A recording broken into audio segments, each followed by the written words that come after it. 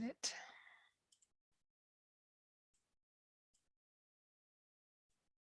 It says we are going live.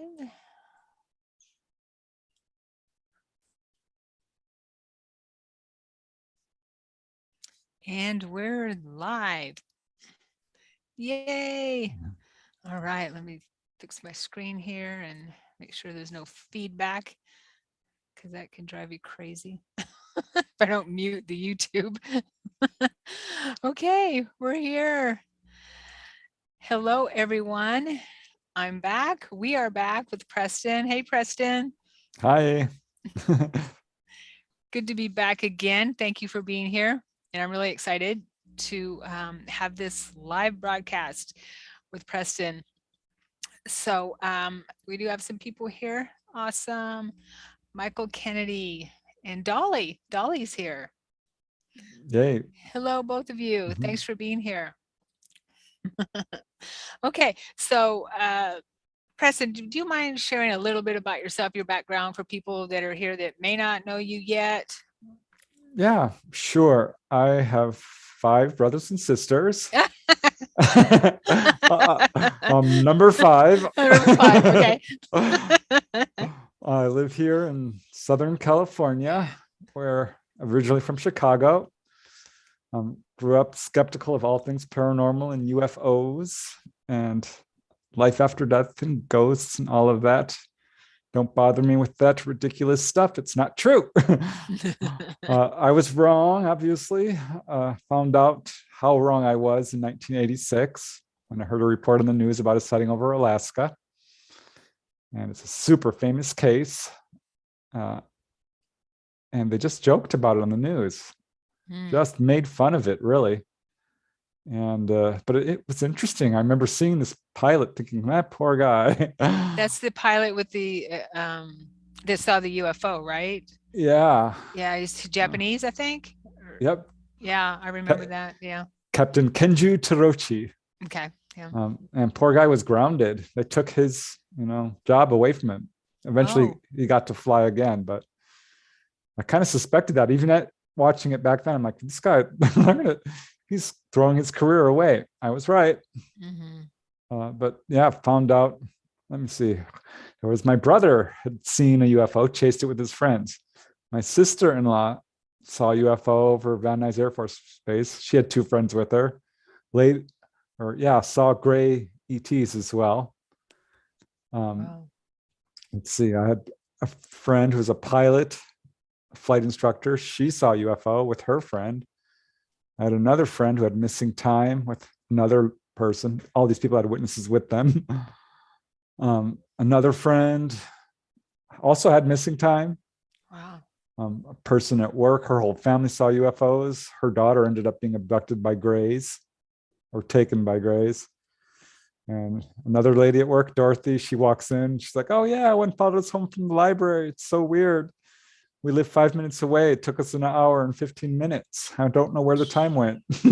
Wow. I'm like, Dorothy, oh my God. So yeah, I mean, that was 7 people that I knew and loved and trusted. And boom, it hit home, literally. I was shattered. I was absolutely shattered. Wow.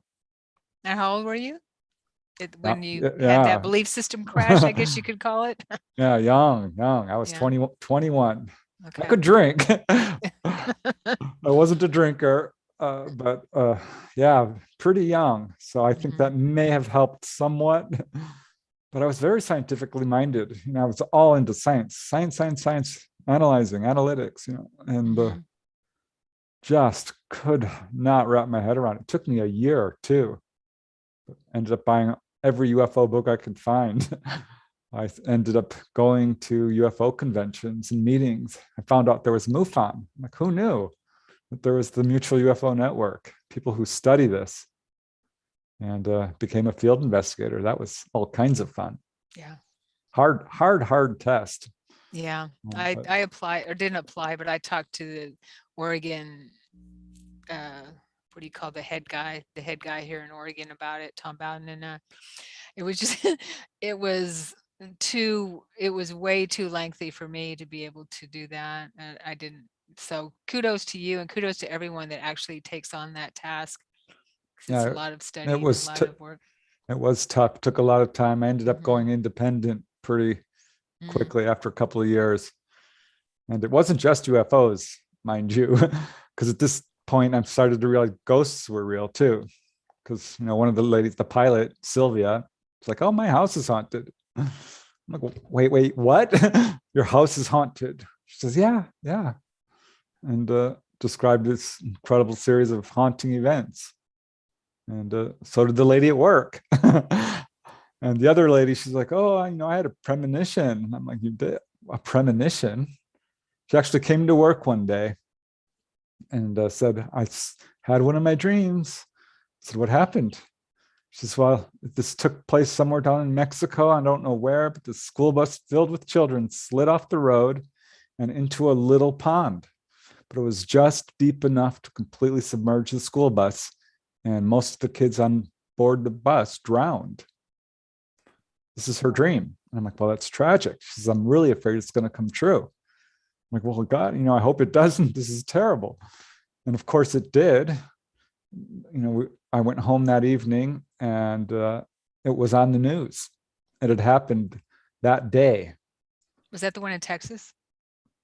No, Oh, no, that the Guadalupe flood. No, okay. but I know someone else who saw that. No, I was living in Texas when that happened. So where did it happen with your friend? Now, somewhere in Mexico, I forget, Okay. but I remember coming to work the next day, and because I worked right next to her, and I looked at her, and she looks at me, and she says, "Did you see it?"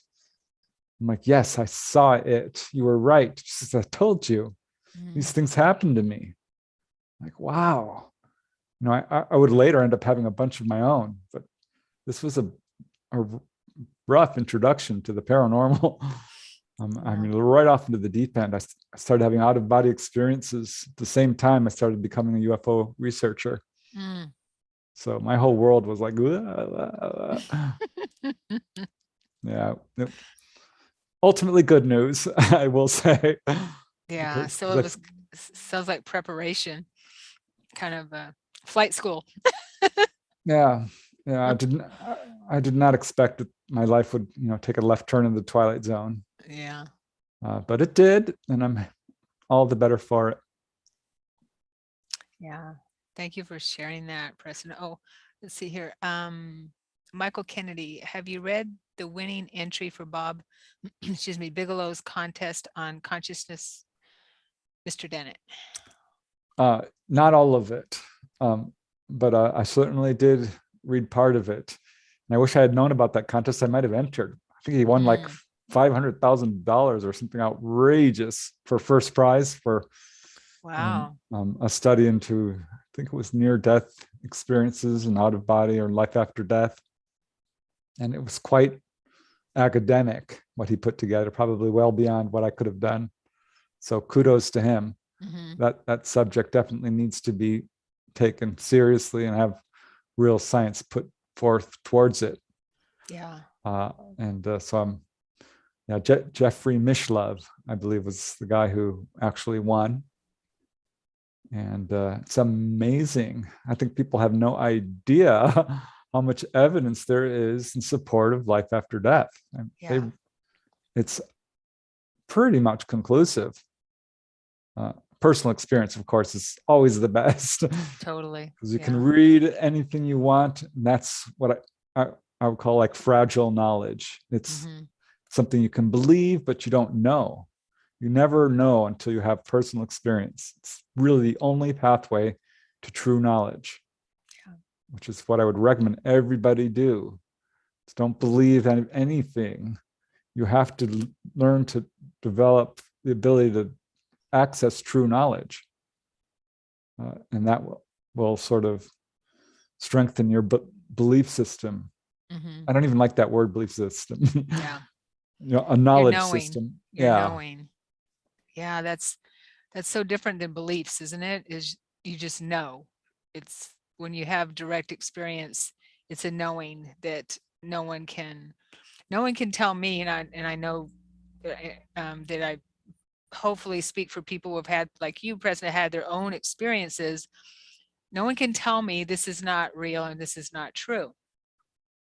Yeah, it's amazing what you see on, Facebook, for example, where people are commenting on the various, photographs and stories and accounts that people put forth. And they're like, this person is lying. Yeah. I'm like, oh, really? How do you know that?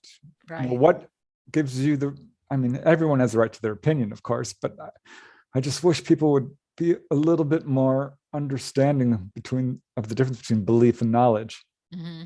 And also be a little more compassionate and nice. Oh, I know. Yeah. I think people like maybe lash out that way because it triggers something in them, and maybe it scares them. I don't know. But I know the first time I shared my near-death experiences on the Jeff Mara podcast, and 99% of the comments were all positive. And then there was this one, or actually, I think there was one that all he said was, "I don't believe you." It Like, hurts too. well, it was a sting. Yeah, it was a sting, but it's like, that's fine. I'm not sharing my experiences, and to try and convince someone that, that they're real. I'm sharing them because I hope that maybe, and that's, I'm sure, why you write your books, I'm sure, and share your experiences, maybe it will help someone. Yeah, people will often say, prove it to me. And my comment to that would be, it's not my job to prove it to you. It's your job to figure out what's true and what's not, because no one else can do that for you. Mm-hmm. You have to do that. People expect to be spoon-fed their knowledge. No. That's not the way it works. You have to do the work. And absolutely, the evidence for all this is out there. And someone who's overly gullible or overly believes everything is almost worse than someone who's profoundly skeptical and won't even examine the knowledge. Yeah. You have to find that middle line. And when I talk about like going out of body, I hope that people will listen and be curious, but I don't expect them to say, oh, this is absolutely true. Believing it is fine, but if you really want to know, do it. Yeah. That's what happened to me, because all my, these people were telling me I saw a UFO. I'm like, yeah, I think you did. I believe you, but I wanted to see them. I wanted to see them myself. And I just wasn't satisfied hearing people's stories. It just whet my appetite is what it did. I'm like, wow, sounds amazing. That sounds really amazing. I would love to have that experience. Yeah, I guess when we hear these things and they resonate with us is when we need to know more because of that. And I think it was Michael that said, true knowledge reflective of nature, innate truth. Yeah. And so it's so it just resonates within you, because I feel we already know all this stuff. It's just a matter of remembering it. So we're just helping each other remember what the true nature of humanity is, of consciousness, universe, all that. That's what I love about truth. You can deny it all you want. You can alter it. You can cover it up. You will never be able to destroy it because it's absolutely indestructible. It is what it is. Truth is truth. And I think people do resonate to it. And that even if they don't believe it, or they're scared of it, or it threatens their worldview, they know on some level this is true. And I think like you're right. That's why people will lash out, because hearing about people being taken on board a craft and half hybrid alien babies and Bigfoot and levitation and telepathy is a big horse pill. I mean, that's a lot to swallow for a skeptic. Right. And that will just shake your belief system it'll bust it to pieces. Yeah. And I can see why people are like, no, I don't want to talk about it. Don't talk about it. It's scary. Mm-hmm. It is, especially extraterrestrials. I know it with my personal experience, it's scary to bring those beings to mind. Um, Not as much now, because I asked them, I want to see you, consciously live in real time. Because my memories were after the fact. And so, which tells me that they were protecting me, I was protecting myself, or maybe both, because it's just so out of the ordinary of what we are used to in our everyday world. Yeah, which might change. I mean, can you imagine if we just grew up Yeah. having direct contact and it wouldn't be a thing? Mm-hmm. That would freak people out. But that's just not the way it is today in our society. There's been a lot of effort to cover up the truth and to sort of enslave people and distort their belief system and suppress their spiritual advancement. I often think about the 1947 Roswell crash, Mm-hmm. where they actually put out a press release saying, "We've got a UFO. We have caught one. Here it is." And it made international headlines. It was huge. And the next day they're like, "Whoops, wait." It was a weather balloon. It was a weather. And if they had not done that, we would have been in a completely different world. Mm-hmm. It'd be so different. We came that close to just would have been so different. I know. I just think about that sometimes, because we came so close to saying UFOs, ETs are here. Yeah. Yeah.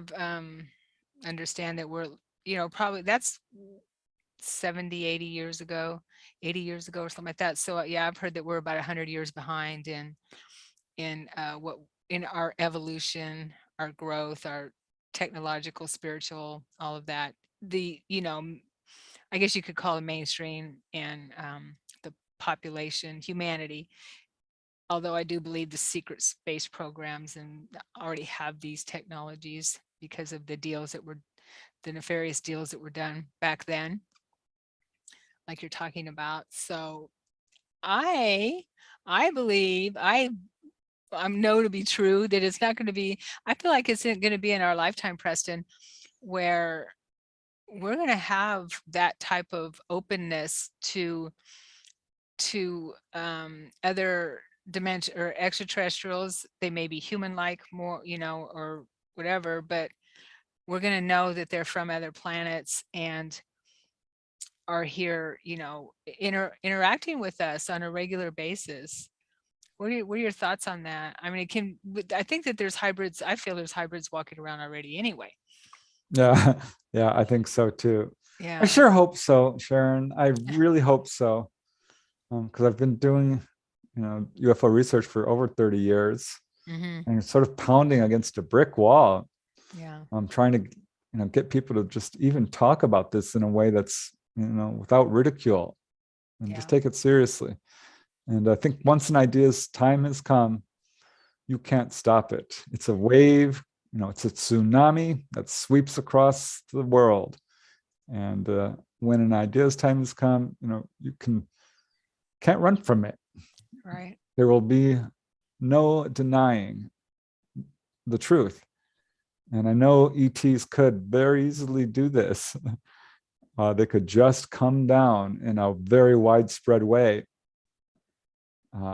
And they haven't done that, which I wonder about.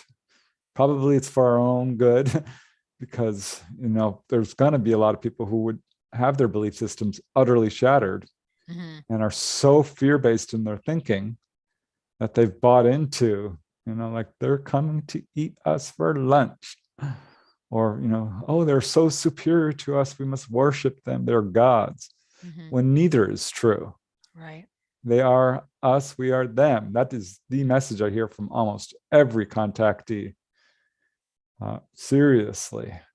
So that's why I think once we get enough people who have had experiences, enough people who are taking this seriously, enough people who are comfortable in their belief systems, enough people who are psychically aware enough to look at someone and know whether or not they're telling the truth, then it'll happen. And we're close. People are starting to really throw away the stupid ideas of, racism, that which is, or, sexism or ageism or any ism. Right. People are recognizing that we are all alike, no matter what age, shape, color, political affiliation, anything. We're all very much just people on Earth. And looking at the stars out there, it's so obvious that there are ETs out there. So yeah, I think you're right. I think we are close enough where it could happen any day. Yeah. I really do. People, talk about, the War of the Worlds broadcast. Remember that with Orson Welles, and people were, killing each other and committing suicide. And we are so far from that now. We are. And I think that could also be one reason why they haven't, along with the fact that we may not be ready for that mass landing where they show themselves that way. I'm ready. I know. Okay, we're ready. There's a lot in our circles that are ready. Yes, totally. And I remember being out in my backyard begging them to come down and get me many, many times. But when I also feel that maybe they're not, that it would be dangerous for them to do that too, because of the behind the government's type of the secret programs and things like that maybe don't want that to be disclosed.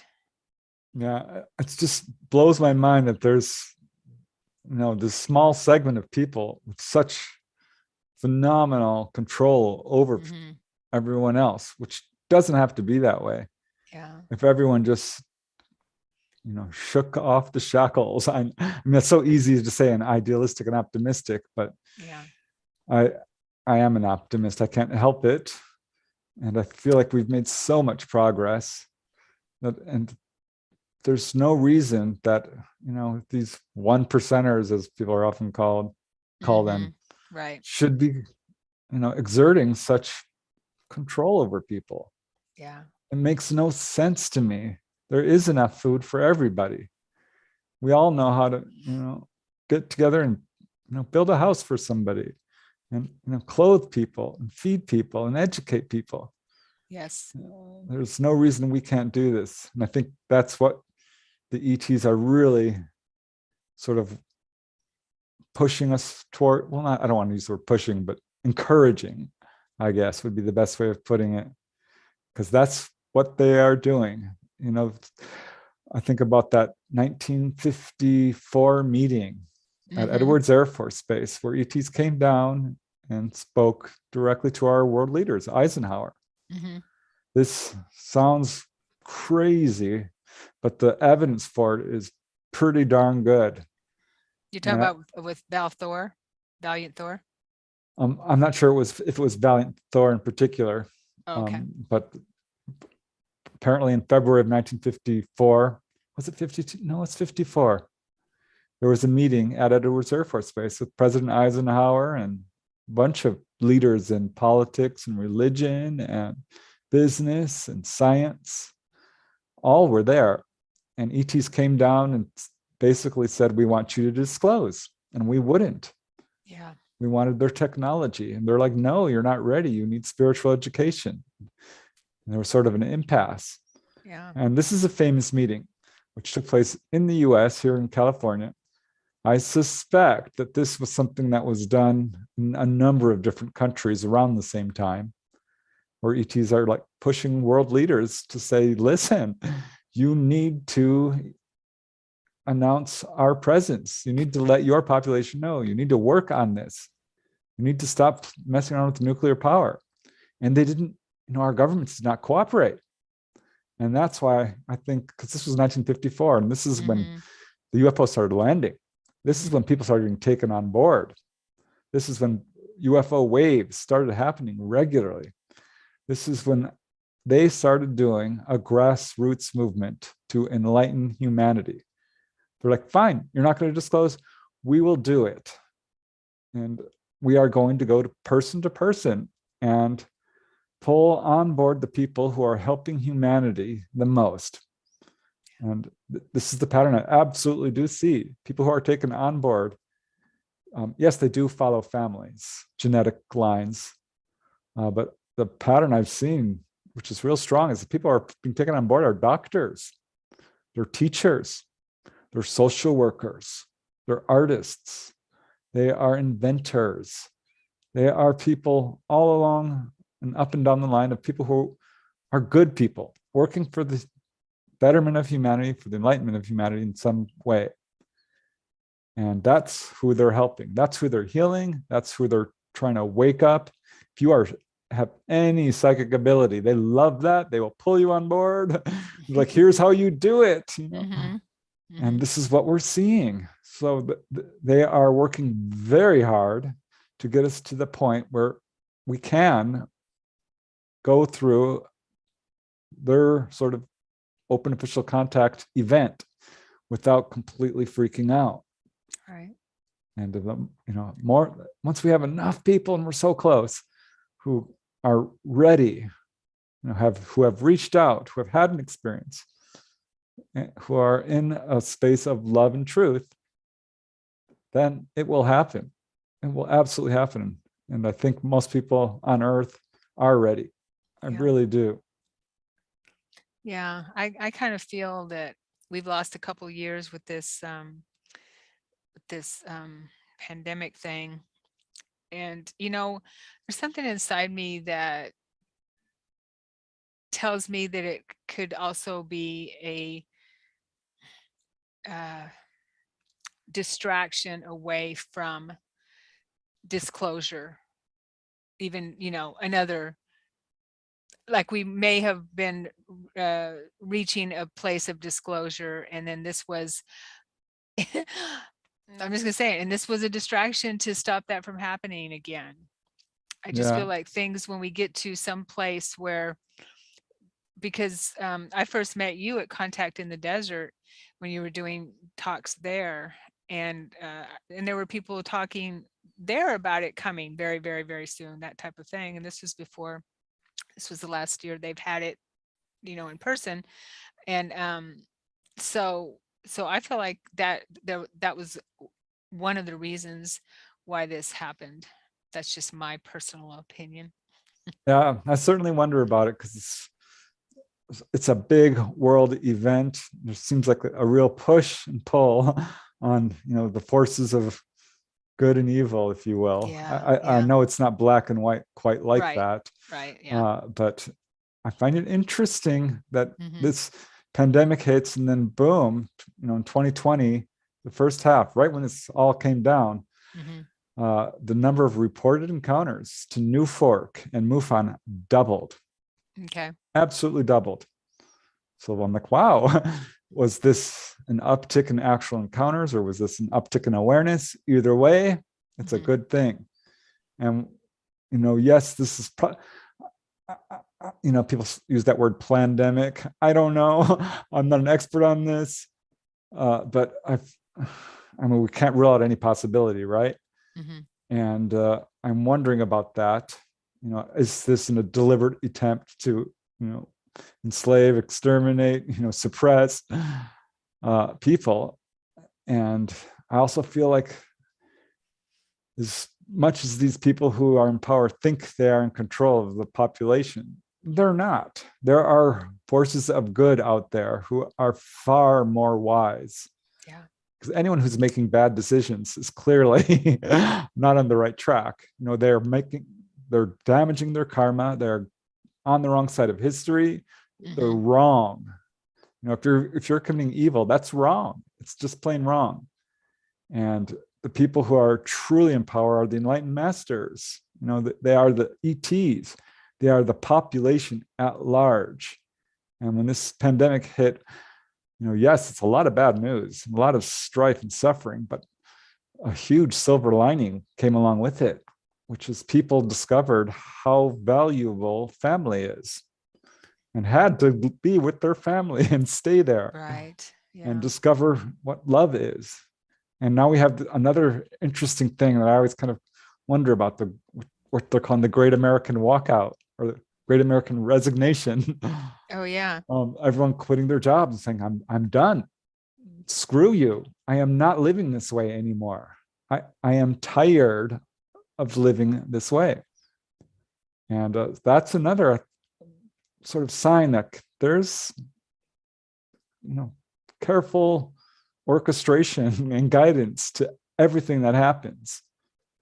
And there's a big silver lining to every dark event. When my mom passed away, I was devastated, but it ended up leading to a huge spiritual enlightenment and me going out of body. And I think that that's kind of what we're seeing here. People are like going through horrendous suffering, but at the same time, it's waking us up to the fact that we cannot continue on this path. We can't. And that's so that's going to lead to people really questioning things on a very deep level, which is what we absolutely need. So I always try to look at the good news behind every event. And I think this is really good news. It really is. I'm excited. It is exciting when you see the change. And I feel that humanity is, and I see it being through my own dark night of the soul, that humanity is going through a dark night of the soul, and everything that's been hidden is coming to the surface. It has to happen sooner or later. If there's wrongs that are hidden, if you want to call them evil, which they sure seem, a lot of it seems to be, that are hidden, it has to come up sooner or later. And that's what I feel we're going through right now. Yeah, it's like a near-death experience. Yeah, a global near-death experience, because when someone has a near-death experience, it's often, they realize that there's weird coincidences and weird circumstances that lead to it. Yeah. And it ends up transforming their life, and they are better for it. And because they were not following their life path, they weren't doing what they were supposed to be doing. And that's sort of the effect of this whole world shaking event that's going on right now. We were on the wrong path. We all knew it. I mean, for quite a while. Yes. And the window has opened for us to be moving onto another path. I think we have some questions here, Preston. Let's see here. So, Nautical Strings. Hello, she says, or he, I'm sorry. I didn't even have to think when they asked me if the question if there are ETs. Yeah. Yes, there are. I know the people probably listening to this aren't skeptical, but yeah. for people who are skeptical, I would say, I dare you to ask your friends and family and coworkers. I dare you to examine the evidence. I challenge you to actually look, read Clear Intent by Barry Fawcett and Lawrence Fawcett and Barry Greenwood. Read Top Secret by Timothy Good. Read Missing Time by Bud Hopkins. Look at the evidence. Read Jalen Hynek's books. Read the books of Jim and Cora Lorenzen. I think you'll be shocked. It's real. Definitely. So, Michael, the research states agreements with the T's, the subject is cloudy. There's data from many times in interesting situations. I love the sacred geometry, Sharon. Oh, thank you. Thank you.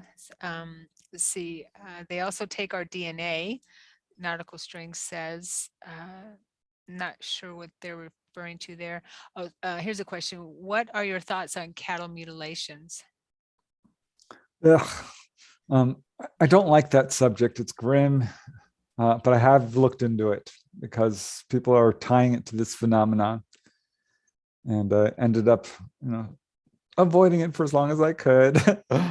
which I don't like to do because we have to look at all the evidence. But Yeah. writing UFOs over New Mexico was my first introduction, really like, okay, let's dig in, because New Mexico is very hard hit by the cattle mutilations. Mm, And I followed that up with UFOs over Colorado, which I think is second in line next to New Mexico in terms of the number of cases. wow. And it is a real phenomena that we know. It's very hard hit on the cattle industry, but there are cases involving a wide number of animals. And this is absolutely worldwide. And people have tied it into the UFO phenomena to a certain degree. And I am not quite so sure how closely this is truly connected to UFOs. Yes, there are what we would perceive to be UFOs in the presence of these events. However, our own government does have ET technology. We are able, to a certain extent, to fly some of this stuff around. Mm-hmm. And there's a very large presence of black helicopters involved in these events. And after listening to the research of people like, Lawrence Fawcett or Gabe Valdez in particular, who was really the go-to guy for years until he passed, he says, after researching this for years and years and years, I've come to the conclusion that our own government will have to answer to this phenomenon. Wow. And I'm thinking, okay, our own government, really? Why? Why would they do that? Can't they raise their own cattle? Yeah, probably they could, but it's a lot cheaper for them to just come down and take someone else's. They are doing DNA research. We know this. DNA is the cutting edge of scientific research. And I suspect that, there's a lot of that going on in places like Area 51. And they are able to sort of kill two birds with one stone, get a bunch of DNA and also scare the living pants off of people and make ETs look bad, which has sort of been an agenda for a while. And recently, talking to some contactees, they're like, nope, ETs do not do that. They never do that. No, Mm-hmm. never, never, never. Mm-hmm. And I can't say that I know that to be true because I'm not on board UFO watch. I'm not in contact with ETs to that degree. So I don't know for sure. But I suspect that, yes, it is our government who is doing this. But I can't say for sure. I really don't know. But that is what a lot of the major mutilation researchers are saying. It's government, not ETs. Yeah. Yeah. Dolly says, not ET, false flag. Yeah. I know Linda Moulton Howe, doesn't she research that as well? Do you? Yes, was actually the first. Okay. Her documentary Strange Harvest back in the early 70s won an Emmy Award and really woke the world up. And this is something that has shook up, the whole cattle industry, and it's still going on, by the way. This is not stopped. It's not well publicized. Mm-hmm. It became really a huge problem throughout the 70s.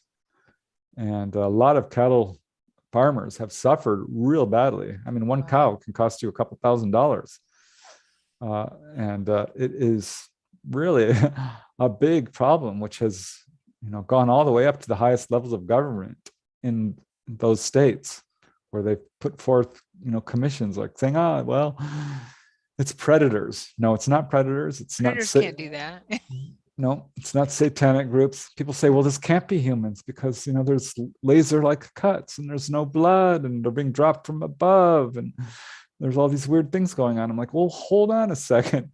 The technology we have in the public arena is primitive compared to what is being suppressed and it's being used within military circles. Yeah. And I talked to a guy at my office. He was in the Army and he got to go inside tanks. He's like, there's stuff I can't tell you about. I was sworn to secrecy, but I can tell you that the advanced technology that I saw as a lowly soldier was mind-blowing. Oh, wow. And I'm like, wow, because I've had other people tell me that we had flat screen TVs back in the 50s.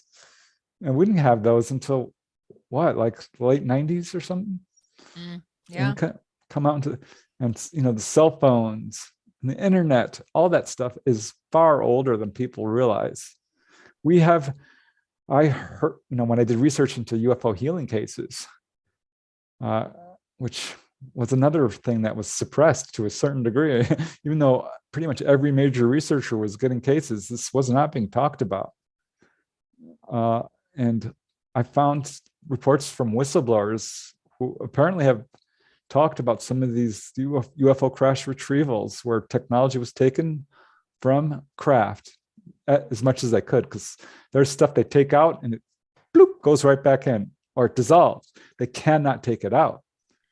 But some they have, and they have healing technology, and we're not seeing it. They have technology that can, he described this one thing that's a big glowing jewel-like object, and it slides over a person's body and it emits a hologram in living color that shows exactly where any tumor is in the body. Nice. They have a handheld device like a flashlight, like Star Trek. Yeah, I was just thinking about Star Trek. Yeah. Which can soft disclosure there. Yeah, which can heal wounds. This is something I found out really interesting when I did research into UFOs over Nevada, that book, which really was all about Area 51. I mean, that became the central story for Nevada. That's Nevada's #1 UFO event, is Area 51. And you can't get a whole lot of really good firsthand information. What we do know is from whistleblowers, and that is essentially firsthand. And they were talking about all the stuff that's going on there, and it's largely in agreement, not completely. But there was this one article I read in Fate magazine, which just tickled me. I was delighted to read it because the editors asked their readership to psychically view Area 51 and see what they could find out. And I'm like, wow, that should be cool. Like remote viewing. Yeah, exactly. So some did psychic impressions, some did remote viewing, some went there out of body, which I was able to do personally. Nice. After they did it, I'm like, well, they can do it, I can do it. It took a while, and it was kind of dark. I wouldn't want to go there. but what they found out was really cool. First of all, that basically verified what the whistleblowers were saying, that there's reverse engineering of ET craft, there's biological stuff going on, there's genetic research, yada, yada, yada. Yeah. But there was all women respondents, by the way. Not one man successfully did this, or didn't make the follow-up article, I should say. They published the accounts of some 15 ladies who psychically viewed Area 51. And I think there was 5 of them who said something that just knocked my socks off. They said, well, one said, the workers at Area 51 have been implanted with ET implants that boost their immune system. And another said, the workers at Area 51 have been genetically altered to live longer using ET technology.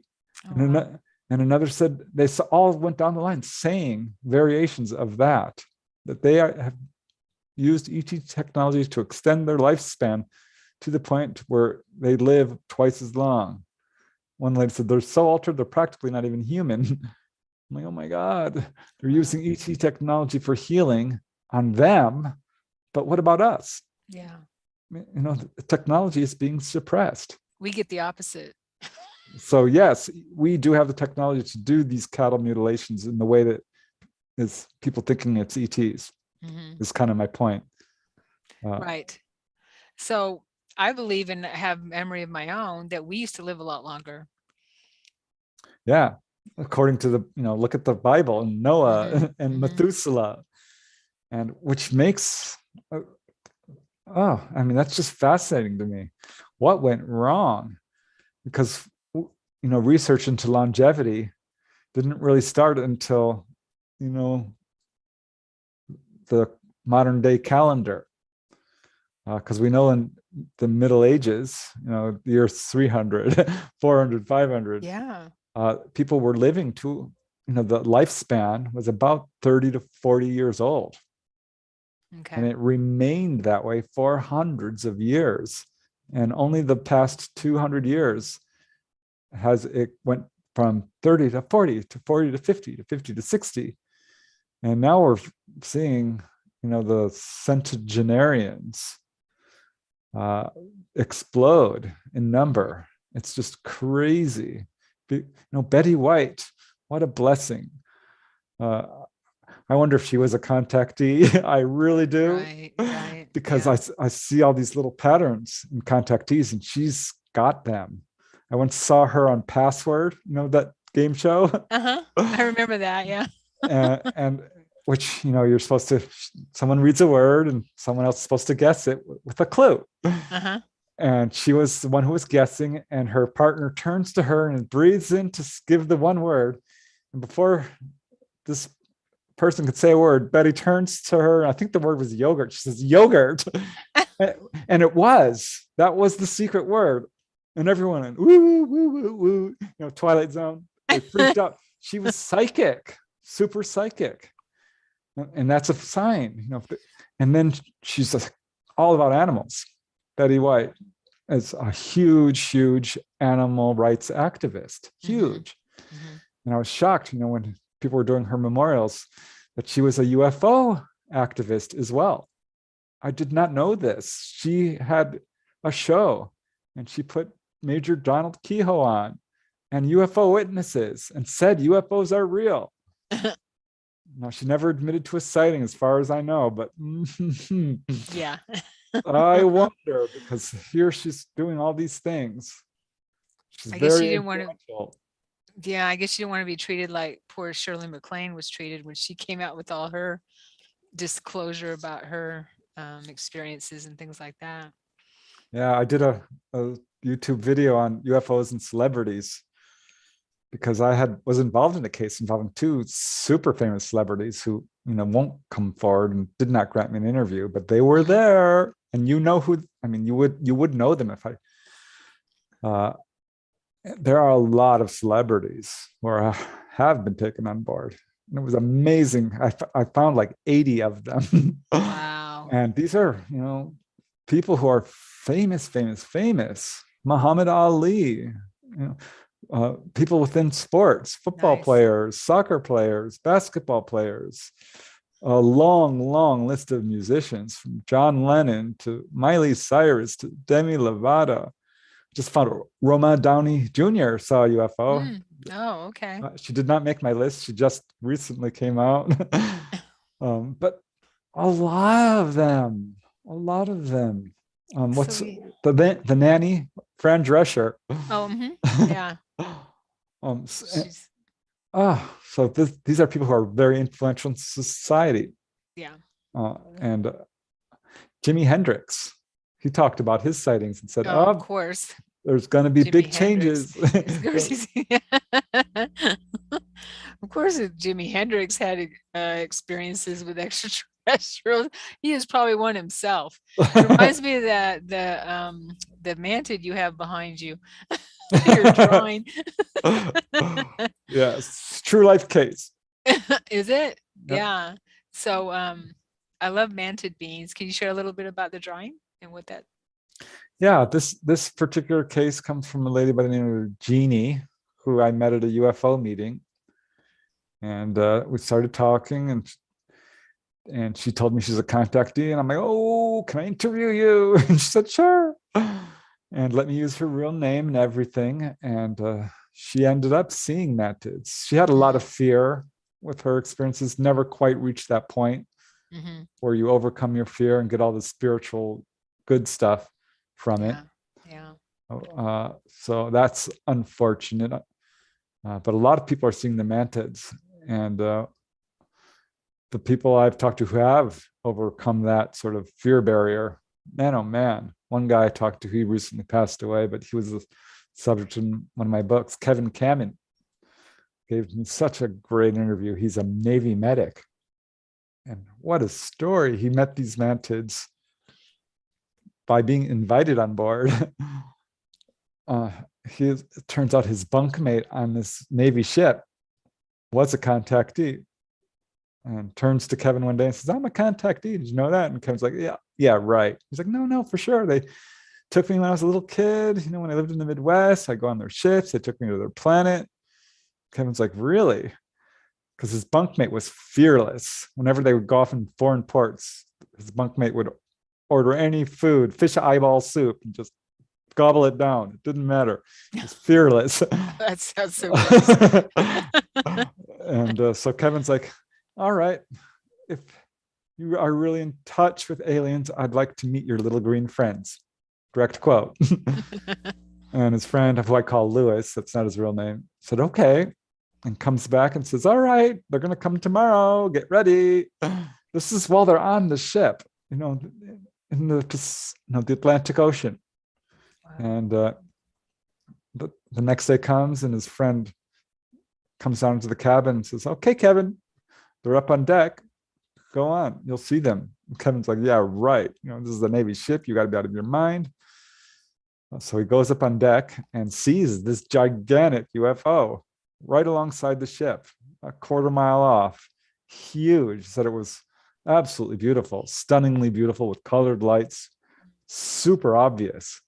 And there had to be, 20 people on deck at least. And he runs to the nearest guy, who was the mess cook, and grabs him and cannot get his attention. And the next thing Kevin knows is he's not on the Navy ship anymore. He's looking down at it from above, and it's getting smaller and smaller. And he's like, oh my God, I'm AWOL. And a voice comes on in his head and says, nope, they don't even know you're gone. Wow. A male voice in English. He looks down, he's standing on this metal grate, like a fire escape. He looks at the wall turns transparent, and he can see that he's over his hometown in Kankakee, Illinois. It's daytime. That freaks him out because it shouldn't be daytime, judging from where the ship is, because it was hot, high noon where he was in the Atlantic. And he sees his mom teaching at church. And he sees his dad working at the bank building just a few blocks away. And the ETs tell him, your parents did a great job. They're very honorable people. Nice. And he thought that was kind of strange. The UFO darts over to his home, and he sees his grandma, who is deceased. So he's thinking, oh my God, we're time traveling. What's going on? And he can see himself as a little 9-year-old boy running to the store. He remembers this incident. And it's a long story. Long story short, these ETs start talking to him. He's asking all these questions. It's like, where are you from? He sees a star chart, 3D. The room expands in size. They show him where they're from. They name their planet. I asked him, what's the name? He says, I can't tell you. It was a long word with lots of consonants. I made him try anyway, and he just gave me this. He goes, and the ET said, he's like, are you going to eat me? You're not going to eat me, are you? And they're like, no, you watch too many horror movies. That's what they told him. And they said, we eat fish and fruit and vegetables. The truth. We watch too many horror movies. Yeah. So a long conversation ensues. He asked about Roswell. They said, yes, it's real. They said, we are in touch with governments. We've communicated with them. We know every language on Earth. He asked about religion and politics, and they said, we will not discuss that. Oh, wow. Yeah. Which is funny to me because that's where we have so much divisiveness. And they said, when you started exploding nuclear bombs, this is when you attracted the attention of multiple ET races, and we started watching you really closely. And because of what you have done, you have started a countdown clock. That's the word they use, countdown clock. And they said, all these disasters will happen. And they showed him these disasters. He says it was like looking out a window and watching them happen. And finally he says, "What do you look like?" And they said, "Well, we're not little and we're not green." And he says, "And our appearance sometimes scares people." And so he slowly turns around and did get scared because they were praying mantis.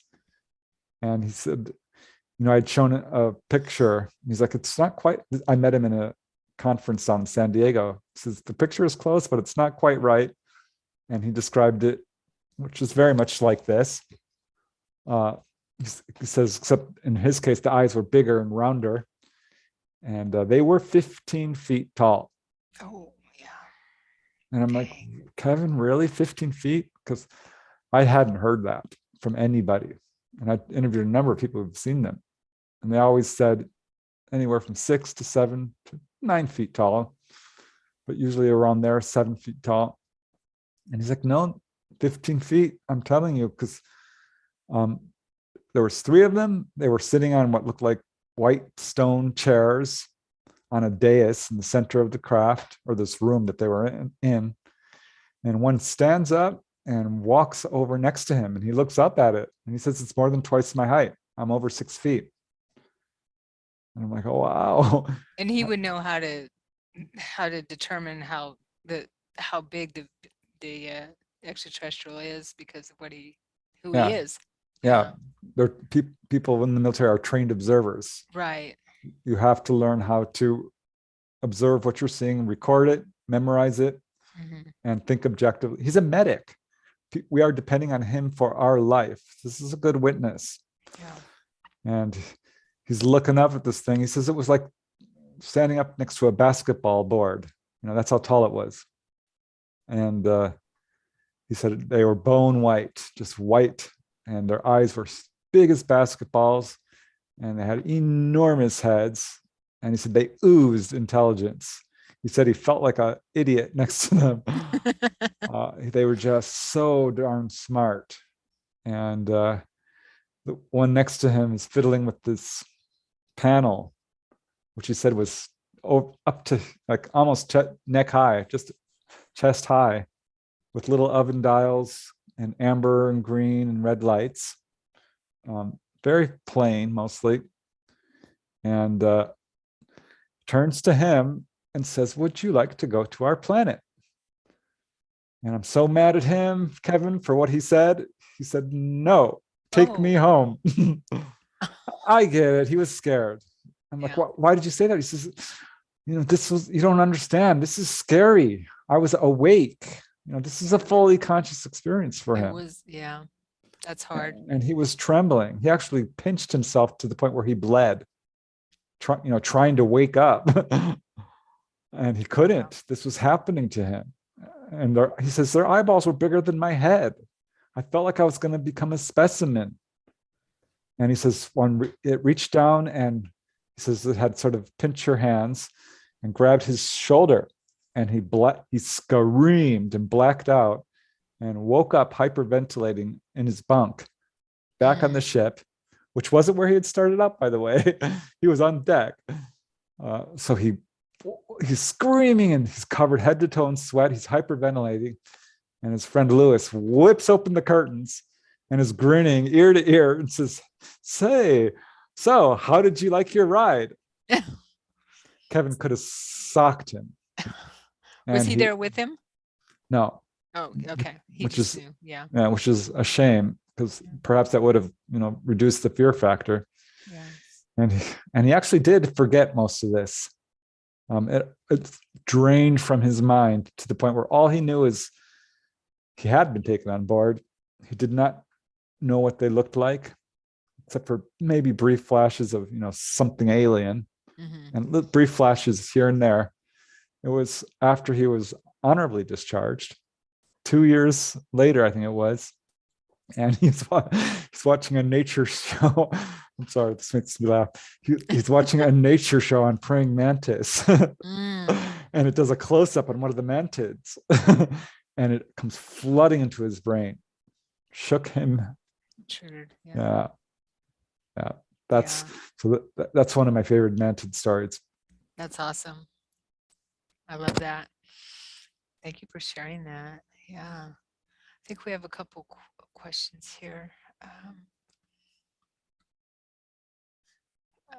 let's see. And whoever would like to ask Preston some questions, go ahead and put it in the chat. Okay, so what from Michael, what are your thoughts on the ET's religion? Great question. What religion?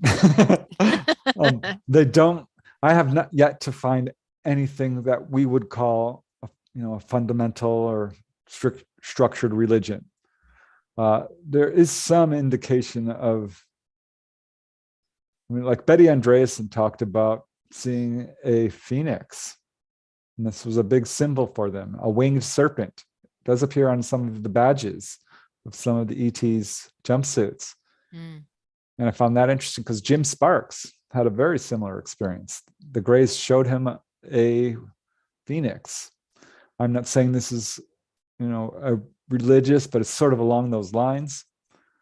I remember there was one case comes to mind where a person started, saying their prayers, and the ETs were looking at him like, "What are you doing?"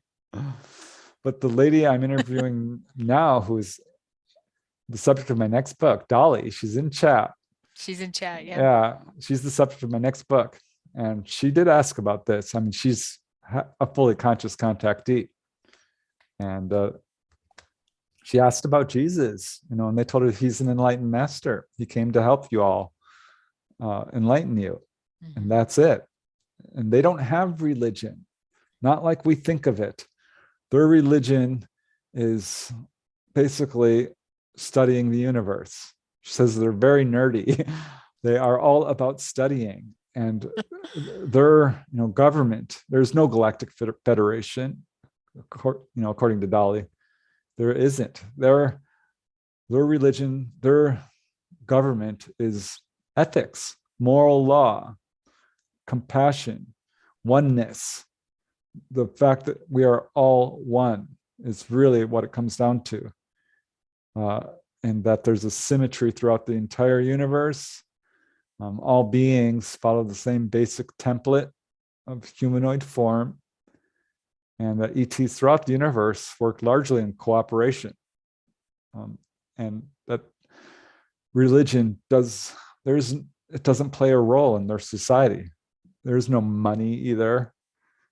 It's just not there. What turns them on is the philosophy, those basic truths of I am, and studying, the laws of the universe, gravity, light, love. Love would be their religion, which is what Betty Andreasen said. Quasga, her gray ET, told her, direct quote, "Love is the answer for humankind." Nice. But, quotes, gray alien, Quasga. And Yeah. I think this is something that, needs to be underlined, because religion, I think, is where we actually started to lose touch with truth. Right. If someone, religion can be great. I absolutely would never stop anyone from being freedom of religion. Yay, let's have it. Believe what you want to believe. I think we have to allow people to follow their path towards truth. Yeah. And if they want to take that pathway, yay, that's wonderful.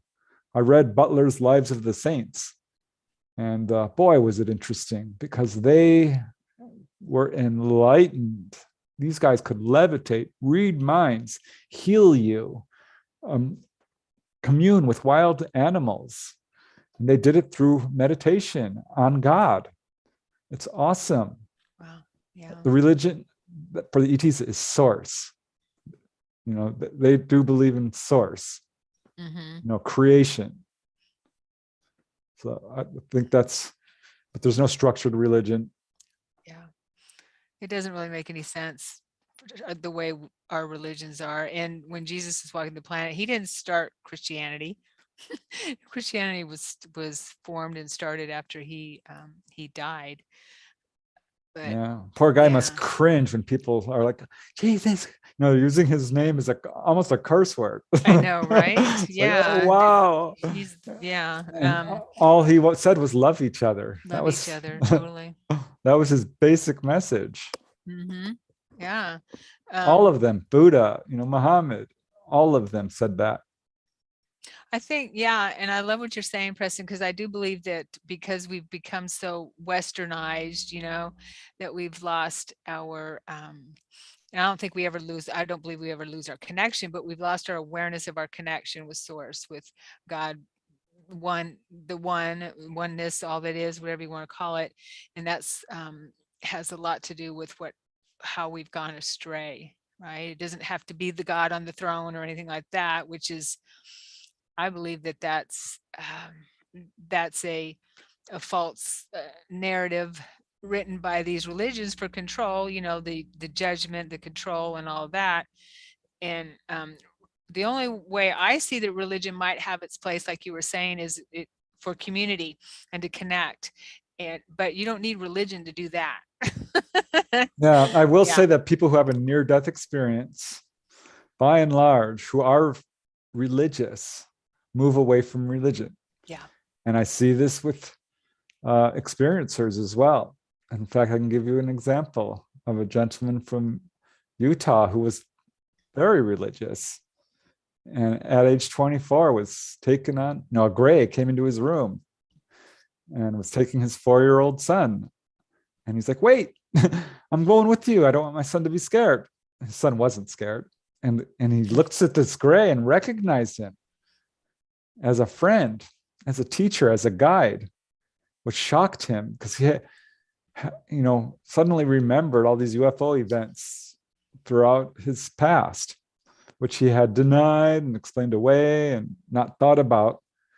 And he says, seeing that gray was almost like a near-death experience because he suddenly remembered all this stuff and was taken on board. There was a human-looking ET, and she told him, like, oh, this is going to happen to you. You're going to meet this lady, and showed him this lady who he didn't know.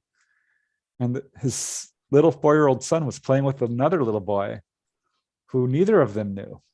And they were just having a good old time on board the UFO, running around in the engine room, basically, is what it looked like.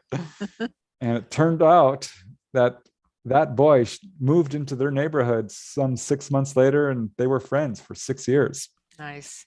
So these ETs took him on board basically to give him a little guidance. And he ended up being spiritually enlightened and became super spiritual and moved away from religion, which is a pattern I see quite a bit. Not always. Yeah. I have interviewed some people who are ultra religious. One guy came away from his experiences, and he's to this day thinks it's demonic. Right. Which and that's I mean, I feel that that's the control factor there, trying to keep us away from not exploring within. Yeah, I wonder if in his case, because he was in the military heavily, and he was in fact brainwashed.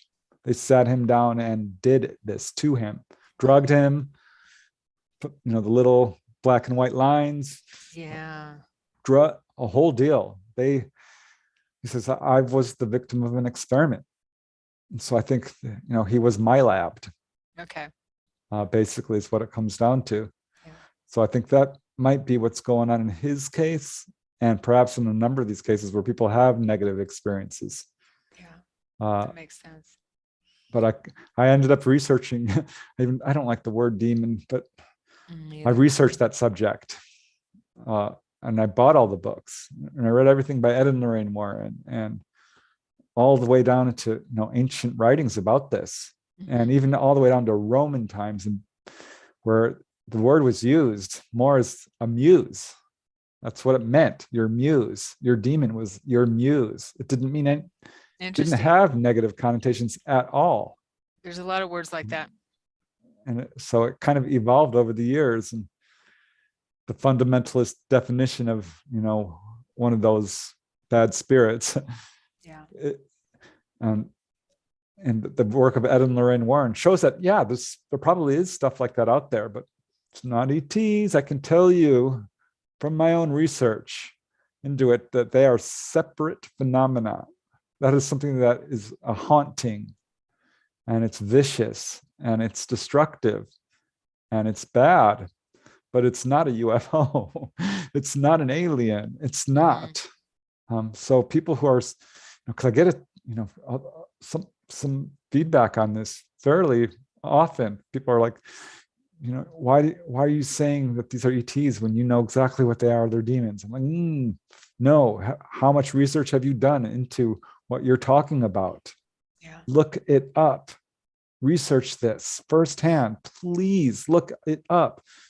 It's not what you think it is. These are ETs. They are people. Because it shocks me when people say this.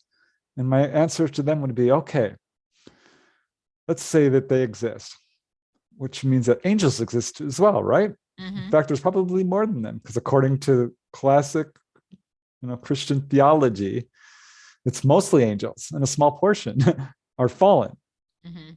So most of what people would be seeing would be angelic. And are you telling me that every single ET out there is evil? All of them. Yeah. All of them except us. We're the angels. Really? It doesn't make any sense. Yeah. Think about it objectively. Just think about it. Step back and think. Study, research. No, it's not demons. Please. And you cannot move these people off of their belief system. They are entrenched. Yeah. And so, yeah, I'm worried about that. Yeah, and Hollywood doesn't help any, No. with how they portray extraterrestrials in a lot of movies, unfortunately. Let me see here. I like what you were saying about when you shared the experience of the guy who went on the ships as a little kid, because I'm uncovering some more of my memories as a child with my contacts. And I have these full-blown memories of very clear being on the ships with children and playing and having so much fun and not afraid of the gray beings I'm seeing and interacting with. I feel that they're like family and we're communicating telepathically. And when it's time to come back, I get really, really emotionally sad. Oh. Yeah. So those are memories that are just now coming to my because I'm asking them to help me remember them slowly, and where I can have more positive memories rather than the other. So let's see if but I was glad to hear that from someone else. Let me see if there's a question here. Great conversations going on here. Science asserts the universe is in its sixth phase of 6. As expansion goes way to dark energy and cold conditions, what would be the response of our star-faring friends to this assertion? Did you understand that, Preston? Not exactly. Okay. So I guess what Moto Gray is saying, science asserts the universe is in its 6th phase of 6 as expansion gives way to dark energy and cold conditions. What would be this response of our starfaring of us here, of our starfaring friends? Oh, okay. So extraterrestrials to this assertion is the way I understand it. I do see Dolly having some conversation here too. Yeah, I can't say that I could really speak to that because I have not heard, that event coming towards us. I do think we are up for some earth-shaking events because ETs, as a general rule, are warning people about disasters, about environmental collapse, about the dangers of our greed and corruption, about our warlike ways, about nuclear proliferation, about possible collapse of the environment, about CMEs, coronal mass ejections, the Carrington event of 1850 something, which knocked out electronics that we're just beginning to, the telegraph system is a real danger. And there is perhaps energy waves coming towards us, which could, cause upsets. And there's a number of contactees who are told, like, we're moving into the fifth dimension, we're raising vibration, where there's going to be fundamental differences in our reality. So perhaps this is along the lines of what the question is. But I think what the ETs are generally trying to do is wake people up to our own abilities, really try to ignite our own abilities to do telepathy and out-of-body experiences and healing and past life recall and connecting to source and all of this, and thinking for ourselves, and trying to become a functioning society. That's really what's stopping open official contact, is our own warlike ways, our greed, our prejudices, the fact that we have allowed our leaders to subvert our freedom. That is our own fault, because it's up to us to lead ourselves.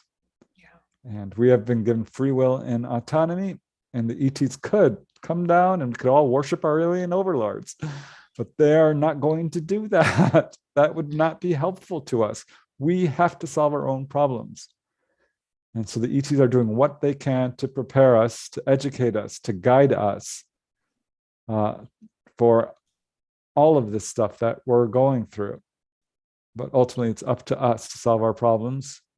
If there is perhaps an existential crisis, a huge worldwide disaster that's going to kill everyone off, I've heard this from a number of people, they will evacuate us. I've heard that too. And why I say that is because, some people have this very clearly in their minds. Dolly talks about this, by the way. But almost every contactee I've talked to has had this dream. I've had it, by the way, where UFOs fill the sky. Fill them. They're landing and people are being taken on board. And often the contactees are the ones who are not afraid, and they're like leading people on board. So many contactees I've interviewed have said this. And I'm like, wow, could this happen? Why are so many people having this same dream?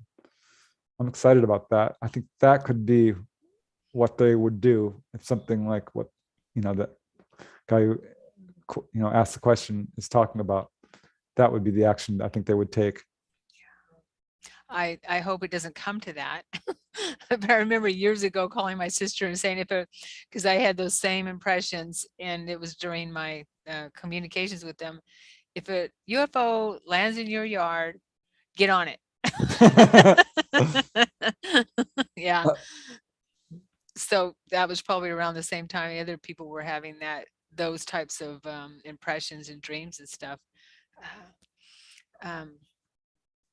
So what are your thoughts on, I had a question. Negligence, what is this? The fall of citizens who are sovereign. Okay, those aspiring to awakening are energetic beings in a material world, so we supersede natural calamities.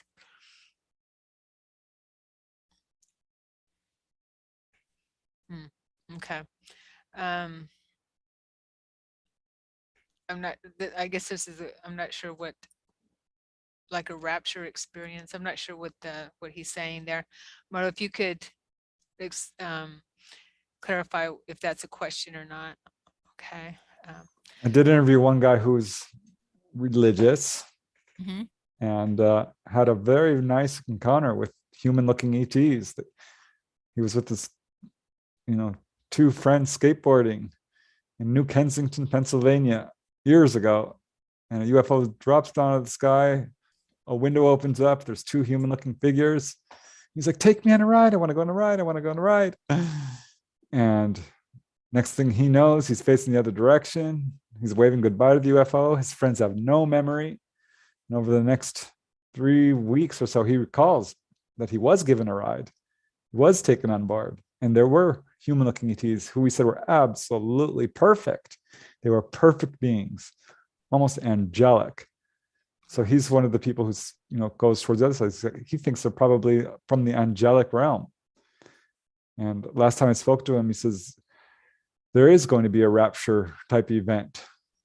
And this is how he interprets it with, because your belief systems will influence what you experience or what you perceive. I do see that. Because some people are absolutely convinced it's demonic. And some people are like, no, this was fine. They were ETs and something like they're angels. And they're all having the same darn experience. Okay. And I will say the vast majority who have this experience interpret it as extraterrestrials. And I think that's probably the most accurate interpretation of this. But some do talk about a rapture-like event. And this gentleman certainly did. And he said it's going to happen. UFOs aren't what people think they are. There's some who are bad, most are good. And all your questions will be answered. You don't have to worry. There's no reason to fear. It's going to be a great event for humanity.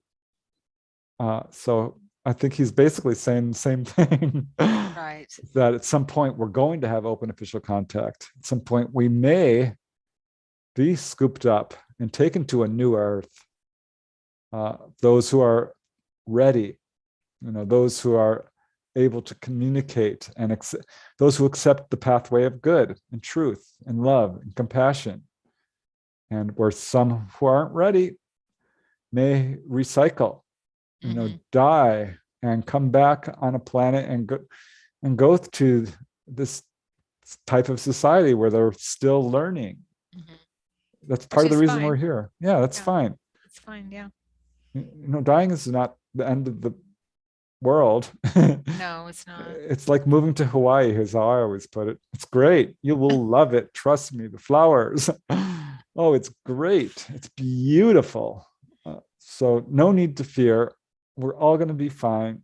And it could be an amazing adventure we're in store for. I mean, just really wonderful. It feels that way, doesn't it?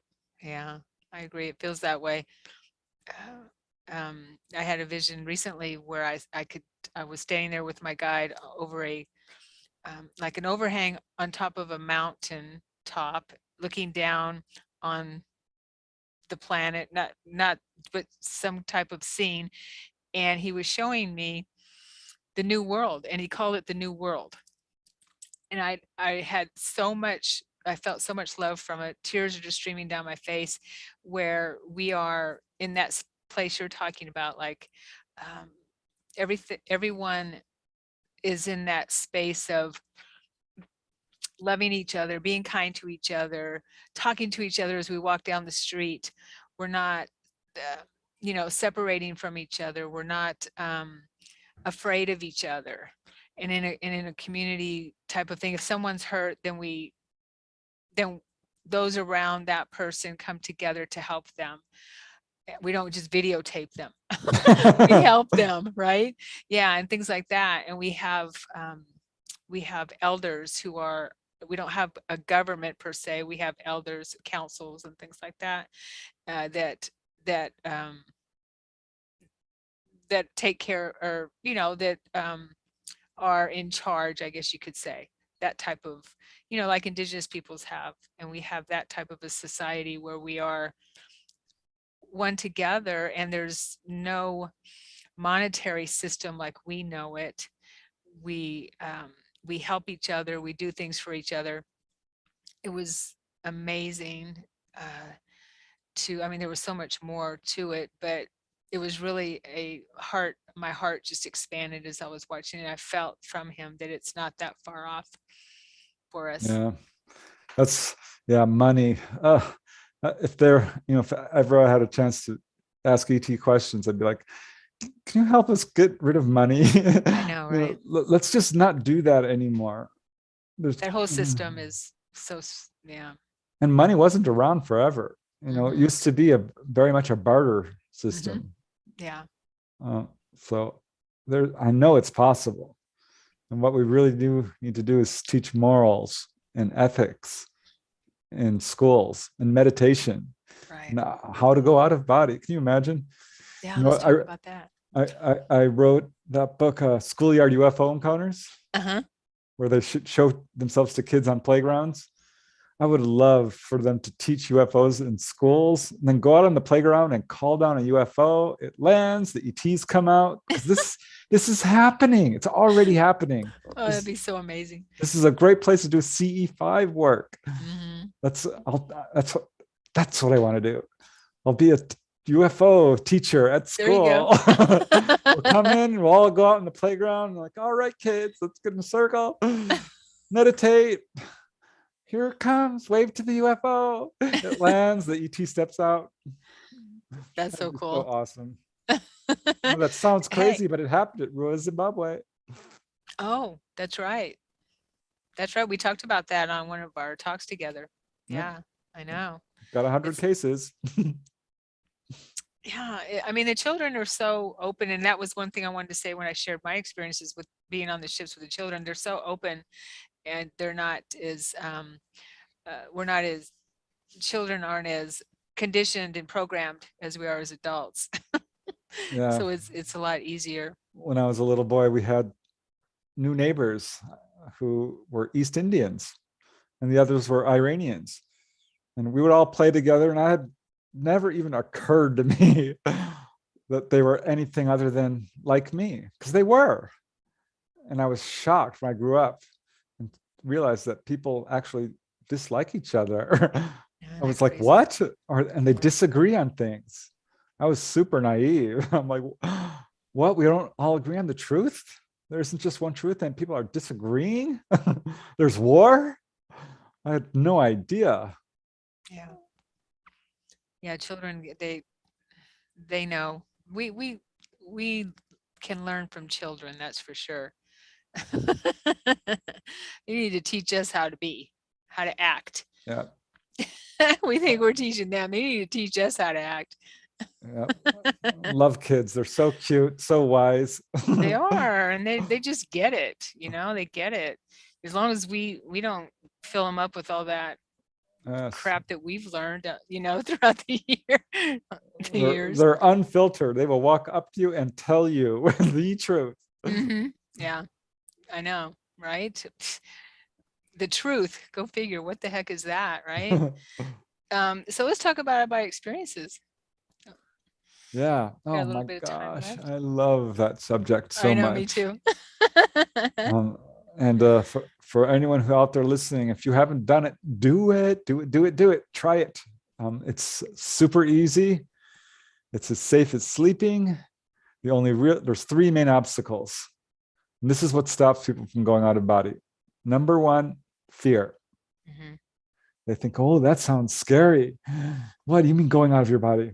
It's not scary. You're doing it. You're doing it every night. Just all you have to do is remember. The second obstacle is skepticism.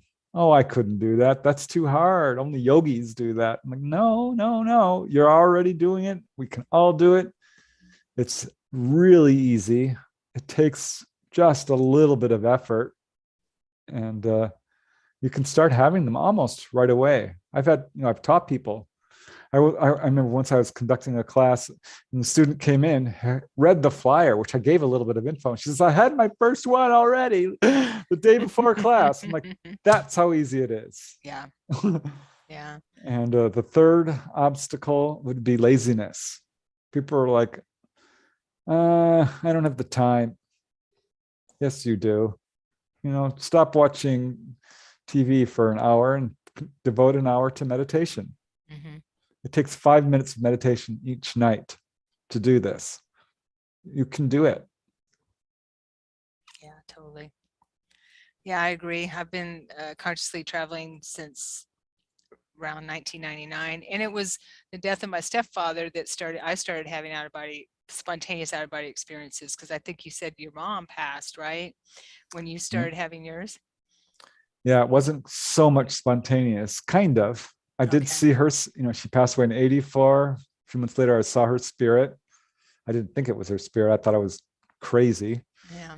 But a year later, I started having visitations in the dream state, which were essentially pre-lucid dreams, because I'd wake up and she'd walk into my room. I'd be like, Mom, what are you doing here? You're dead. This can't be happening. And she's like, it's fine. And that happened 20, 30, 40 times. and I was losing my mind with it because I knew it was her. I knew it. You just know it. Yeah. And yet there was no such thing as life after death. So this can't be happening. And what's wrong with me? And I ended up checking out books on dreams, and they were terrible. I'm like, these people know nothing about dreams. Because I was writing down all my dreams, and I wrote down every dream I ever had. And I was interviewing people. I'm like, well, tell me about your dreams. What do you dream about? Because people were dreaming about, in my family that mom was coming to them. I'm like, oh, really? So it wasn't just me, but it was definitely especially. Yeah. I was very, very close to, we all were, but I just could not let this go. And that's when I found that book by Robert Monroe, who, God bless that man, because he's changed my life. One person can change the lives of millions. And he was a superstar in this field, Robert Monroe, and affected a lot of people, and started an institute, the Monroe Institute. And he taught me how to do it in his book. He gave simple exercises, which are relaxation exercises, mental relaxation, physical relaxation, and visualizations. And I had my first OBE after about 1.5 months of doing his exercises. Popped right out of my body. It was so cool. Actually, it was kind of scary at first because it was daytime, and I'd been doing the exercises and remembering a lot of dreams, and it was very lucid. And I'm like, wow, this is very strange. But I couldn't quite do it. And then I laid down on my stomach in bed, and all of a sudden I'm flopping around like a fish because these electrical pulsations were going through me. I'm like, what's happening? Oh my God, I'm getting electrocuted. I've stuck my finger in the light socket. Help, help, It help. can feel like that. Yeah. And I thought I was being electrocuted. I really did. And then I popped out of my body, and I realized what was happening instantly, because I flew across the room and into the bathroom. I'm like, oh my God, I'm out of body. I'm out of my body. I am out of my body. Yeah. I was so happy. I got pulled right back in to my room. There's a man there. I'm like, whoa, who are you? And I'm trying to see, but I couldn't. I could not focus. And I hovered over my body, and I sunk back into it. Like, wiggled into the mold, kind of. and I woke up. I'm like, I did it. I did it. I did it. I did it. Did it again the next weekend. Same thing. Did it a few nights later. Thought I died. That was horrifying. Scared the living daylights out of me. But started doing it pretty much every weekend. I would pop up for a second or two, and I go, yay, I'm out. Whoosh, right back in. So it took a while for me to learn how to stay out and keep doing this. Yeah. But so worth it. So much fun. I cannot recommend it enough. The things you can do are absolutely off the charts fun. Yes, I agree. It's I feel that it's probably one of the best things you can do to realize what our true self, what we really are, that we're more, so as Robert Monroe says, we're more than our physical body. And exploring our multidimensional self prepares us for transitioning, right? Yeah. When we realize that we are so much more than this. It's amazing. Yeah, because normally when someone passes away, they have to go through a whole orientation, and maybe even a hospital, Yes. where they kind of recuperate. Yeah, I found my friend there who was an alcoholism. He died of alcoholism. Yeah. And had a hard time, but if you can do this, you have a huge leg up, and you're like, boom, I'm here, and everyone celebrates. Robert Monroe, I remember one of the quotes from his book, which I just love. It just tickles me, because he says, people who graduate from the Earth system are widely regarded throughout the universe. Nice to hear. Yeah, I read his books, but I don't remember that. It sounds familiar. I always get something new after rereading his I need to read him again. His third book, The Ultimate Journey, was very, I almost didn't understand it the first time I read it. It was wildly bizarre. And I always reread it because I'm like, wow, all right, and now I'm starting to understand what he's talking about. Yeah. I'm jealous. I'm jealous of that guy because he had a guide with him, pretty much 24/7. He pops up and it's like, there's his guide. I'm like, well, where's mine? You don't think you have a guide? Don't I've done most of this without any visible guide. okay. And finally, I got really sick of it, and I was able to make contact. Okay. And I suspect they're there all the time because Right. I have some indication of that. Yeah. But I'm also the kind of guy who's like, don't help me. Let me figure it out. Go away. I can use it myself. So I'm that constantly probably calling out for my guides. I'm always calling out for them. it's so wonderful when they show up. It I is. remember one time I'm like, I want to see an enlightened master, someone who's truly enlightened, because other people were doing it, and that's always been my MO. I'm like, hey, if Yeah. you went to a healing temple, I want to go. What, you went to the Akashic Library? Mm. I want to do that. What, past lives? Definitely going to try that. Enlightened master, okay. So I popped out of my body, and if you have a plan, it always works better. Right. And so I ran out into my living room. I'm like, I'm doing it. It's always 100% thrilling to the max every time for me. I'm like, oh my God, I'm doing it. And I'm like, okay, what? Wait. I don't have a whole lot of time. I've got No, we don't. 5 minutes to do this, 10 minutes, an hour.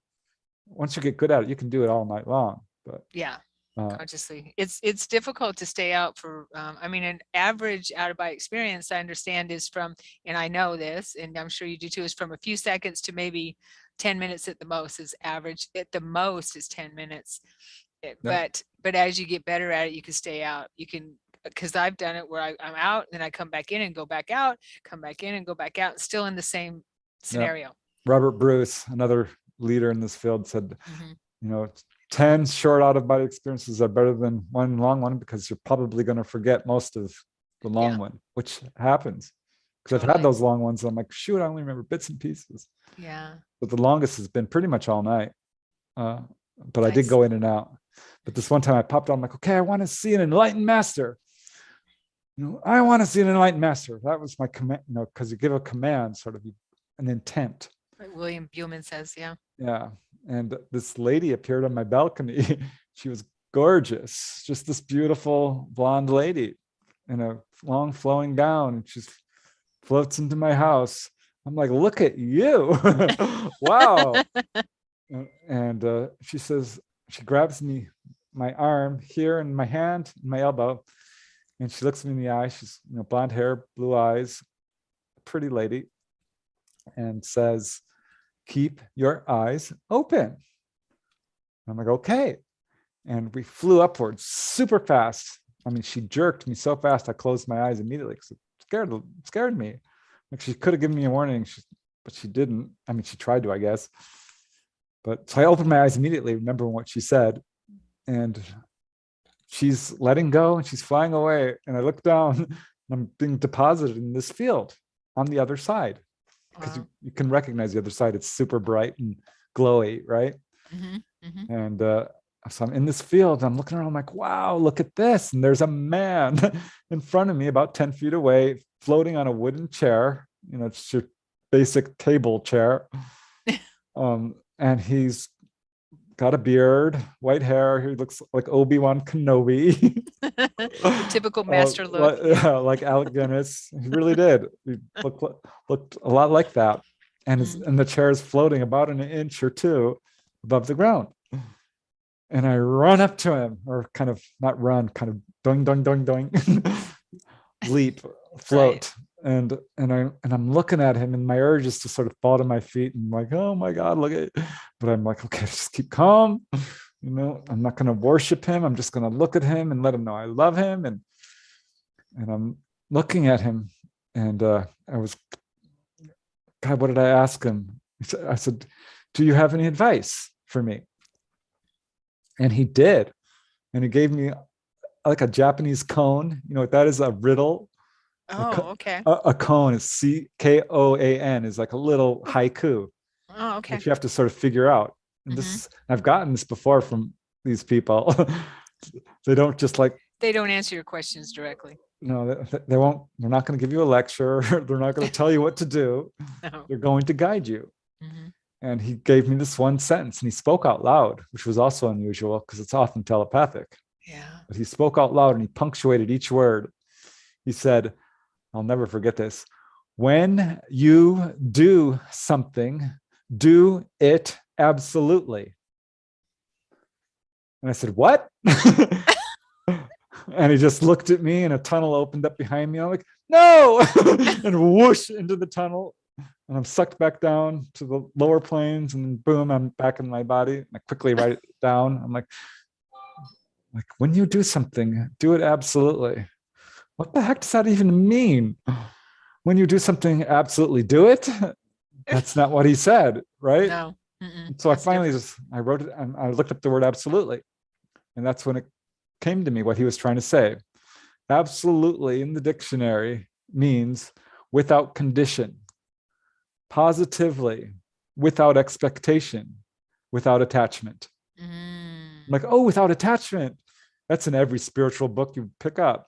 Don't become attached, Right. detach. Positively. That's in every book too. Think positively. You draw what you put out. The Secret. Like attracts like. Mm-hmm. Without expectation. Yes. Throw your bread upon the waters. It was a really cool saying, which I could write a chapter on. Which I probably will in my next out of body book. But yeah. Awesome. it was so cool. I got to meet an enlightened master and I was humbled. I'm like, wow, look at this guy. And that's great advice. Yeah, it was cool. I would have liked to have stayed, but hey, he blessed me with this little, right. Words of wisdom, a little pearl of wisdom. That's amazing.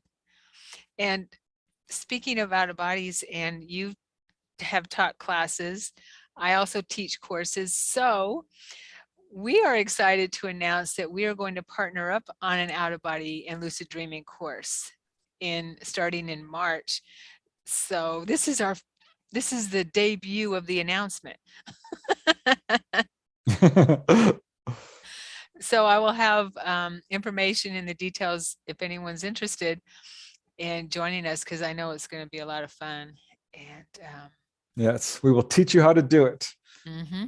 What's stopping you, the dangers, the benefits, the beginning steps, how to stay awake, how to get out. There's 50 different methods you can use.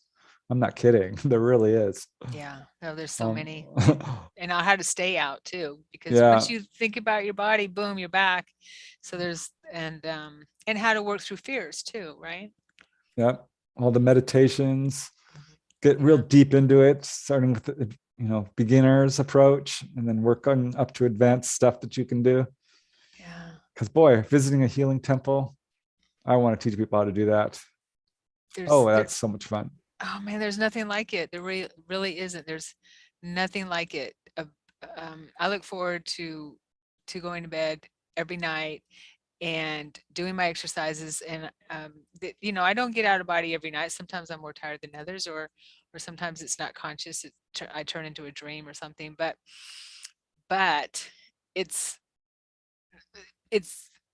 when we are aware of what we are doing, and we can control our nighttime travels and see that what we're actually doing over there. I mean, I see these amazing things that I'm doing on the other side. It just floors me. I know, it's amazing. Mm-hmm. What's over there, all these incredible, beautiful buildings, incredible stuff. I mean, all the things we have here on Earth, there's that and more. And the higher you go, it's almost indescribable. Yes. I remember once going, there's a sort of a store-like setting. Everyone's making stuff, right? Because you can make stuff. Mm-hmm. And people were, everyone's dressed in the way they want to dress. It's really cool to see these people dressed in all these fantastic costumes. And there's this glass box. I'm like, oh, what's in there? Because there was colors. And it was these gorgeous little handbags. And they were made out of, one was diamonds, one was emeralds, one was rubies. Wow. And they were glowing with an inner light. And I'm sure you've seen rubies here on Earth, but You haven't seen them on the other side until you've seen them on the other side. Right. Oh my God. Oh my, I don't think I've ever seen anything so beautiful in my life. Oh my God. Just Amazing. that. I mean, that changed me. Seeing that, just that color of that handbag, those handbags, so beautiful. Like I want The to. colors are, when you're in those higher frequencies, the colors are beyond what you can imagine, what we can imagine. And plus the flowers are singing. Everything is, when you're in those higher frequencies, everything has a consciousness. I've heard flowers singing. The trees are humming and making a sound, and they're conscious, and you're connected to them consciously. There's a communication. Yeah. When I went to It's the Akashic Library, because Mhm. which is a pretty high realm, there's the Akashic plane, Yeah, and I had a yeah. hard time getting there, but finally It made was a it. mantid that actually guided me, a very tall white mantid that guided me in an out of body experience when I went to the Akashic records. Oh wow. That was very cool. Yeah. I did see a gray once. Did you? Oh Oh, okay. yeah, he looked at me. I'm like, whoa, look at you. But when I got to the Akashic, library, of course wanted to go inside, but I almost didn't because I got distracted by the pillar, Mm, which was made of this glowing rose quartz kind of material, which, I mean, you've seen rose quartz here too, obviously, but yeah. there it glows with this inner light. And I was just stopped and stared. I'm like, I'm happy right here, let's just look at the wall. I could stare at the wall. I would be fine staying here staring at the wall because it was so beautiful. It's so much fun. I mean, it's fun doesn't even describe it. No. Yeah. Let's see if there's any questions. I'm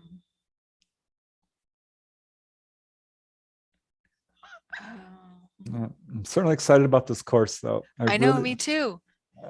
I hope, that people consider taking it because I've taught this before, and I taught my sister-in-law how to do it. She finally had one. My brother did it, and I've taught people how to do this. Yeah. And it is worth it. Yeah. Yeah, same here. So you're getting a couple of experienced travelers here if you're interested in and have also taught people how to do this. And it's we meet live for 4 Sundays in a row, and then we have a forum that people will you can communicate with and get you excited about your practice. And Preston and I will be available to also answer questions or help during the week. So I'm really excited. It's going to be a lot of fun, definitely. Okay, is there anything else you want to share? Any words of wisdom, Preston, as we close? Before we close, Words of wisdom, words of huh? wisdom. Any more? I should say any more words of wisdom. How's that?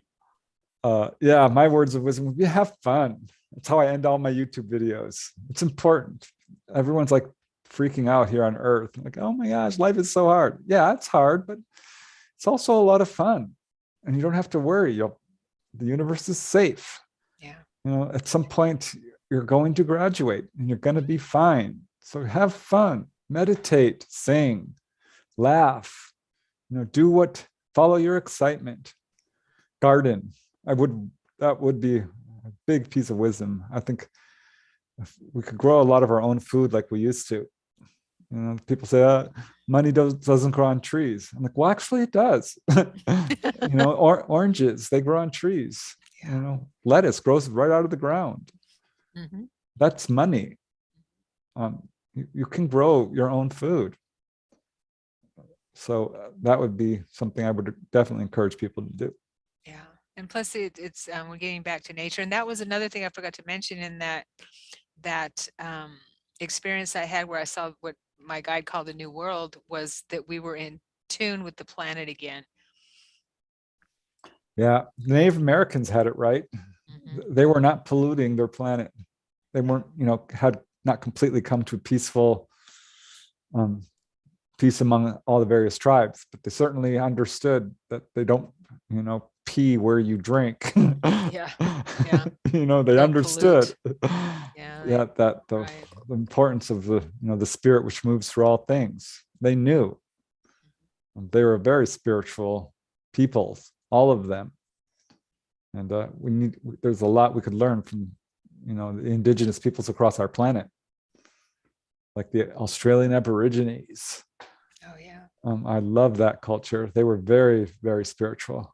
I have memories of that. Whew. You mean past life memories? Yeah, Oh, nice. Wow. Of being yeah, one of them? yeah, Oh, yeah. that's amazing. Yeah. I bet that does bring up emotion. Yeah, it's very vague and very kind of deep, but it's there. I remember because we Mhm. we learned about them in like third grade or something. I'm like, oh my God, wow, why Wow. does this feel familiar to me? Look at Yeah. them. It was a simple, pure life, very elevated, and they've lived in cooperation. There was no jealousy, there was Mhm. no hatred, there was no greed.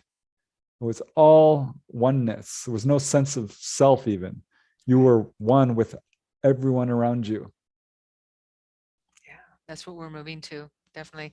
And that's another thing you can explore in the out of body experience. Past lives, future. You can even ask to go and look at the future, your future, Yep. You can do. travel to other planets. One time I'm like, people are going to secret schools. That sounds fun. I want to do that. Mhm. And I'm like, let's go to a telekinesis school. And I made that intention. I popped on the other side and I was in this field and everyone was doing telekinesis. And I'm looking for the teacher. I'm like, who's the teacher? And I'm going zoom, zoom, zoom, doing telekinesis. And everyone Nice. starts gathering around me like, how are you doing that? I'm like, oh, it's easy. You just, when I was teaching them how to do it, I'm like, oh, shoot, I'm the teacher. What the heck? I'm not supposed to be the teacher. I'm supposed to be the student. Well, there's no Teachers and students. there's no Yeah. demarcation there. We're both teachers. We're both students. Right. Yeah. So it was so awesome because telekinesis is the rule on the other side. If you want, you can learn how to do it. Haven't been able to do it here yet, but I know people who have. That's very cool. And we all have the ability anyway, so it's just a matter of remembering it, right? Right. Yeah. Yeah.